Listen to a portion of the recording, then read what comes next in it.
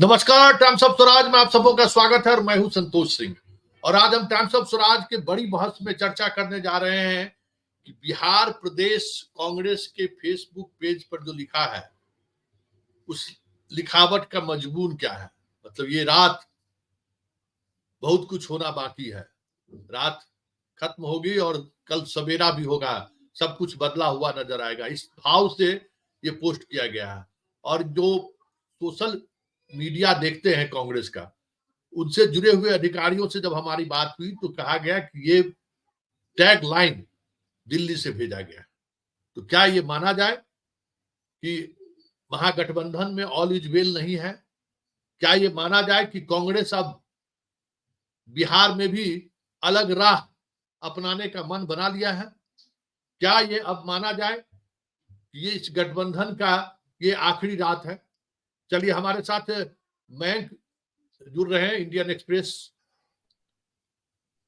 जनता दल जो India block का एक बहुत ही महत्वपूर्ण घटक के तौर पे पिछले एक साल से लगातार कांग्रेस के साथ जुड़ा था, वो क्या हुआ है कि वो 48 घंटे में उसने एक अलग रुख अख्तियार किया है। मुझे ऐसा लगता है कि इसकी शुरुआत 2019 से ही हुई है, क्योंकि जिस तरीके से राष्ट्रीय जनता दल ने लोकसभा में 2019 में टिकट बांटे थे, उस पे कई लोगों ने प्रश्न खड़ा किया था। इस चुनाव में भी पप्पू यादव की जो ज्वाइनिंग हुई है 48 घंटे पहले, वो एक बड़ा फैक्टर है आरजेडी के अचानक इस तरह के स्टेप लेने का। ये जो बातें कही जा रही है कि 5 सीटें मिल रही हैं, 6 सीटें मिल रही हैं कांग्रेस को, बहुत से बहुत 7 या 8 सीट दे दी जाएगी, इसकी जो बुनियाद है या कैटलिस्ट कहिए जो एक काम किया कि आरजेडी स्टेप पे गई, वो पप्पू यादव की ज्वाइनिंग है। आरजेडी का ये एक रहा है लालू प्रसाद यादव का शुरू से कि वो ये नहीं चाहते रहे हैं कि कांग्रेस अपने दम पे मजबूत हो, क्योंकि अगर कांग्रेस अपने दम पे मजबूत होगी तो जो आरजेडी का कोर वोट बैंक है, खासतौर पे मुसलमान जो माइनॉरिटी वोटर है, जो सेकुलर वोटर है, सो को जो करता रहा है इन सो कॉल्ड सेकुलर पार्टीज को वोट, वो नहीं वोट करेगा, वो कांग्रेस की तरफ चला जाएगा। और पिछले एक सवा साल में जो इस देश में हुआ है, खासतौर पे कर्नाटक के जो चुनाव हुए, जो बड़े चुनाव थे, और उसमें जिस तरीके से जेडीएस से हट करके पूरा का पूरा मुस्लिम समाज का एक बड़ा तबका कांग्रेस की तरफ गया, तो ये जो छोटी सेकुलर पार्टीज हैं जो राज्यों तक सीमित है, चाहे वो समाजवादी पार्टी उत्तर प्रदेश में हो, बिहार में राष्ट्रीय जनता दल हो, या इस तरीके की और पार्टियां जो हैं, उनको ये खतरा लगता है कि अगर कांग्रेस उनके राज्य में मजबूत होती है तो जो उनका जो कोर वोटर है जिसके दम पे वो राजनीति करते हैं मुसलमान, वो पूरी तरीके से शिफ्ट हो जाएगा कांग्रेस की तरफ और उनकी राजनीति खत्म हो जाएगी। क्योंकि ये आप और हम जानते हैं और तमाम लोग जानते हैं कि सिर्फ यादव वोट के दम पर आप राजनीति नहीं कर सकते। वो इतना नहीं है कि उसके दम पे आप 8 या 10 विधानसभा की सीटें भी जीत सके बिहार में, या आप लोकसभा की कोई सीट जीत सके, बिल्कुल नहीं है। वो जब मुस्लिम वोटर के साथ मिलता है तो वो एक विनेबल, या विनेबल नहीं कहिए तो एक फॉर्मेटेबल मजबूत कॉम्बिनेशन बनता है विधानसभा चुनाव में। लोकसभा चुनाव में कितना वो मजबूत कॉम्बिनेशन बनता है, इस पे डिबेट है, क्योंकि 2019 में हमने देखा था कि 39 सीट एनडीए जीत गया था, या 2014 में भी हमने देखा था कि अच्छी खासी संख्या में एनडीए को जीत मिली थी, जबकि नीतीश कुमार नहीं थे एनडीए के साथ। तो मुझे लगता है कि कांग्रेस ये नहीं, राष्ट्रीय जनता दल ये नहीं चाहती है कि किसी भी तरीके से कांग्रेस जमीन पे मजबूत हो। और एक और चीज है इसमें, क्योंकि पप्पू यादव सीमांचल के इलाके से आते हैं, उनका एक जनाधार है, 5 बार के वो एमपी रहे, 3 बार इंडिपेंडेंट भी वो जीत गए, तो और उनका एक मास कनेक्ट है लाखों लोगों के साथ बिहार में।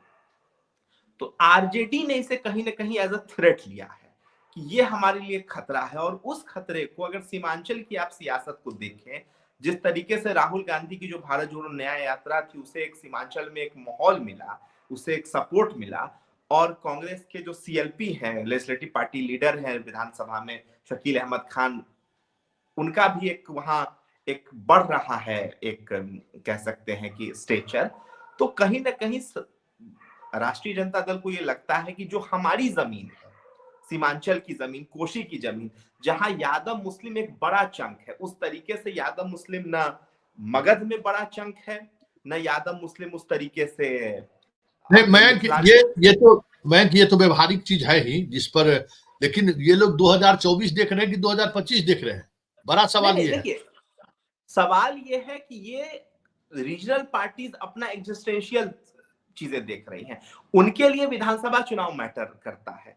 अगर आप चीजों को देखें, औरंगाबाद में एक उन्होंने अभय कुशवाहा को टिकट दिया है जो जदयू से कुछ दिन पहले रिजाइन करके आए। कितना वो टक्कर दे पाएंगे बीजेपी के सुशील कुमार सिंह को?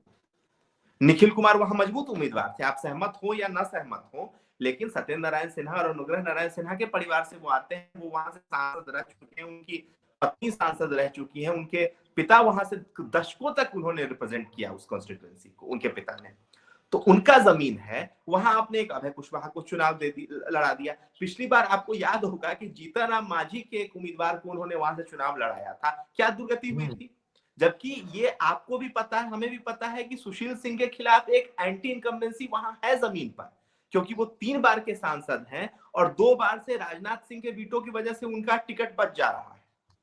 इस बार भी जो चर्चा है, और आप भी जानते हैं कि लवली औरंगाबाद की उम्मीदवार थी, जनता दल यूनाइटेड औरंगाबाद की सीट लेना चाह रही थी और शिवहर वो बीजेपी को देना चाह रही थी, लेकिन क्योंकि राजनाथ सिंह के बारे में कहा जाता है कि उन्होंने उनके लिए बैटिंग की दिल्ली से और चीजें हुई जिससे वो सीट बच गई और शिवहर की सीट बीजेपी को देनी पड़ गई जनता दल यूनाइटेड को। तो मुझे ये लगता है कि आप उम्मीदवार देखिए ना, नवादा के उम्मीदवार कितना टक्कर दे पाएंगे। अशोक महतो के नाम पे क्रिएट किया जा रहा है कि मुंगेर में वो ललन सिंह को चुनौती दे सकते हैं। मेरा ये मानना है कि ललन सिंह को चुनौती उनके स्वजातीय लोग ही मुंगेर की सरजमी पे दे सकते हैं। अशोक महतो कितना लड़ पाएंगे मुझे शक है, क्योंकि 3,62,000 वोट आया था पिछली बार अनंत सिंह को, उन्होंने एक चुनौती दी थी, हार गए थे वो अलग बात है, लेकिन 3,62,000 वोट के करीब वो लेके आ गए थे मुंगेर में। अशोक महतो जबकि मोकामा में वो लीड की थी, मुझे नहीं लग रहा है कि अशोक महतो वहां से बहुत ज्यादा वोट पोल कर पाएंगे। तो ये जो कोशिश है ना कि हम पिछड़ों को टिकट दे रहे हैं, ये सिर्फ टिकट देने तक सीमित है। असल मुद्दा ये है कि आप जीतने के लिए नहीं जा रहे हैं। और अगर कांग्रेस ने इसमें हिम्मत दिखा करके वो अलग राह पे गए, तो हो सकता है कि कांग्रेस सीटें न जीते बिहार में, लेकिन वो एक बहुत बड़ी बनाई, क्योंकि 2009 याद करिए, 2 या 3 सीटें कांग्रेस को दी थी आरजेडी ने। मुझे वो प्रेस कॉन्फ्रेंस याद है, लालू यादव, रामविलास पासवान और तमाम जो उस वक्त के केंद्रीय मंत्री थे आरजेडी कोटे के, उन्होंने प्रेस कॉन्फ्रेंस की थी और अपनी सीटें बांट ली थी। मुलायम सिंह के साथ एक अलायंस हो गया था कि बिहार यूपी मिलकर के हम देश पे कब्जा कर लेंगे, थर्ड फ्रंट बनेगा। याद 2009 में हुआ था। और कांग्रेस के लिए जहां तक मुझे याद है 3 सीटें छोड़ी गई थी, 3 सिटिंग सीटें। मधुबनी से शकील अहमद खान थे, औरंगाबाद से निखिल कुमार थे और सासाराम से मीरा कुमार थी। उन्होंने छोड़ करके निर्णय ले लिया। उसी दिन सुशील कुमार सिंह जो बिहार प्रभारी थे कांग्रेस के, उन्होंने मीटिंग की थी और उन्होंने कहा था हम अकेले लड़ेंगे, और परिणाम सबके सामने 10% वोट मिला था कांग्रेस को करीब करीब उस लोकसभा चुनाव में। और कई ऐसी सीटें जहां कहा जाता था कि यादव मुसलमान बहुत मजबूत है आरजेडी के पक्ष में, वहां कांग्रेस दूसरे नंबर पे आ गई थी। हमारी सीतामढ़ी की सीट थी, वहां समीर कुमार महासेठ ने सिटिंग सांसद सीताराम यादव को तीसरे स्थान पर धकेल दिया था और खुद दूसरे स्थान पे आ गए थे कांग्रेस के सिंबल पे। किशनगंज कांग्रेस जीत गई थी, असरारुल हक वहां के सांसद बने थे 2009 में, कांग्रेस जीत गई थी किशनगंज की सीट। मुझे लगता है कि ये जो कोशिश है, ये कोशिश क्यों आरजेडी समझ में नहीं आ रहा है। हो सकता है कि उनको कोई थ्रेट लग रहा हो, पप्पू यादव है, कन्हैया कुमार है, बेगूसराय को लेकर तमाम चीजें कहा जा रहा है कि कांग्रेस का जो नेशनल लीडरशिप है वो ये चाहता है कि कन्हैया कुमार वहां से लोकसभा का चुनाव बेगूसराय ऐसे लड़े, उस पर वो अड़ा हुआ है। तो पप्पू यादव को लेकर पूर्णिया में तमाम चीजें कही जा रही है कि पप्पू यादव बहुत मजबूत उम्मीदवार है, क्योंकि 5 बार का एमपी